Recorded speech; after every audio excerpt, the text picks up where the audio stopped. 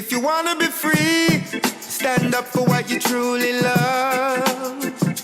For me, it's my weed, fascinated by the beautiful bud. Humble, thank you so much for making time to speak with me. And as we speak, I'd like to say, even though it's still it was a week past or so, Happy New Year. How were your holidays, sir? Thank you, sir. It was great. It was great. Right now, I'm in Edmonton, but I was just in Toronto there for a couple of weeks, so had a good time. You're coming back to Toronto, though, aren't you? Don't you have a showcase coming up? Yes, actually, yes. In February here. So I'll be back and forth. Fantastic. Well, there's a reason why you're going back and forth is because you have a new single out and you have an EP coming up. Congratulations on that. 2019 must have been a very busy time for you to be able to have new music and being able to have an EP that fans are looking forward to in 2020. Yeah, it was a busy year, and this is my first EP that I've actually produced on my own. So a lot of extra work went into it, and just a lot of learning about music and production and all that stuff. So I'm looking forward just to seeing how the people receive this new music.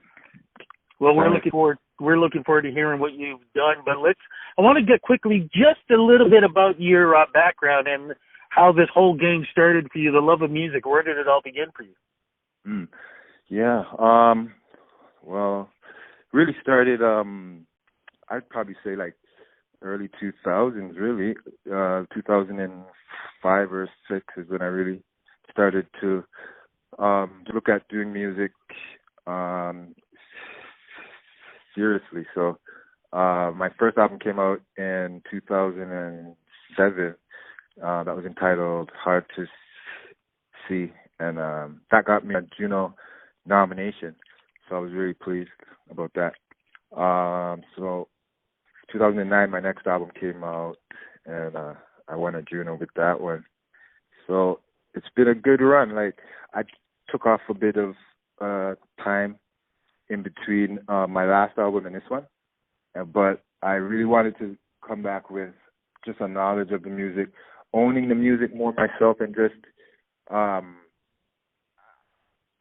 knowing that I have a musical sense that I can maybe try and produce an album on my own. So that's where we are now. Well, did that give you, getting the Juno nomination and the Juno win when you did do that in the middle of the 2000s, did that give you confidence and also realizing two things? One, getting into the game when you did and being able to get nominated and win in such an early part in your career, and two, knowing that you were in a category, and people don't realize there are certain categories that are very, very competitive. There's the country and there's the reggae. Those are two where they literally pile in the best of the best. It's not like some of the other ones where artists can be spread out. This, you are literally jammed into the best. Did the win, did that help change your perspective if you wanted to do things, and also in some ways maybe even influence what you're doing now? Yeah, it did. With just with coming into the business and getting a nomination on my first album, it just made me, I guess it gave me a lot of confidence to really try and do, just to keep going. First of all, I mean, I think I needed, at that time, some insurance to see if this is really what I should be doing. So after a nomination for my first album, it kind of helped me to just get more confident in my craft. And so with producing an album now, I'm just really excited to see how people receive this new music, because I think my music has kind of evolved a bit as well. So I was going to ask you, how do you think, A-wise, music-wise, story-wise, lyric-wise, beat-wise, do you think you've evolved? And also, why did you decide it was time for you to take more of control of your music and how it's being created? Mm-hmm. I have family in Edmonton, and so I left Toronto for a bit and came out here. And I think, it's not Edmonton doesn't have the same kind of outlets as much as Toronto. So I just thought this would be a great time to really learn about production. I always have like a beat in my head or something like that, and I just felt that there must be a way that I could put out something original and people will kind of gravitate to it, hopefully. So I just felt that this is the right time out here. I kind of isolated myself out here a bit to do that. So I hope it works out. Sounds like it has. What's the new single called, and what's it about? I have a single coming out called Must Legalize. Just about pretty much the legalization of marijuana. Since we moved into a legalization a couple of years back, I thought it would be a great time to put out that song. So that's what that's about. The world must legalize. Many are, and they don't know why. Can't you see that now's the time to let the good marijuana feed our sons and daughters all my life. What about the EP that's going to be eventually coming out soon? What is that about? What's the feel of, and what's that going to be like?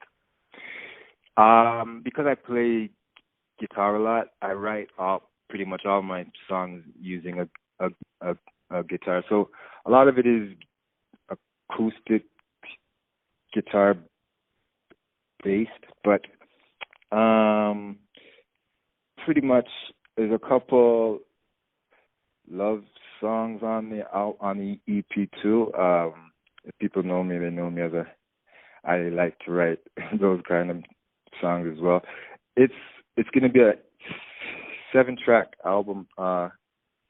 Just pretty much, it's not too much of a political album. I would say it's more of just a love / I would say infused with like R&B and reggae and a little folk music also. It's kind of a well-infused album that kind of promotes its own kind of sound at the end of the day, I think. Well, it sounds like it's the perfect time. As we speak, Valentine's Day is about, 6 weeks away, so it sounds like this is a perfect time for that. And the other thing, too, is you're making love songs. Are you ready that maybe in the next 10, 20 years, somebody's going to be coming up to you and saying, because of your song, I was created? Yeah, that'd be. I've had songs that have been playing when people got married and stuff, so it's not too far off that I can help create a life, my music. That'd be great. That is definitely got to be in the future for someone out there. But also in the future, too, as we were talking earlier, you are going to be back in Toronto. You have a showcase that's going to be happening here. Where do we get all the information from, and where can we go to follow you on everything that's happening around when you come back to Toronto and anywhere else that you're going to be doing in 2020? Yeah. You can just go to humblemusic.com. And music is spelled M-U-Z-I-K. Instagram and Facebook is all Humble Music. And that's where you'll find just a list of where I'll be and what I'll be doing upcoming. Okay, well, look, we're looking forward to you performing here in Toronto, looking for everything that's going to be happening.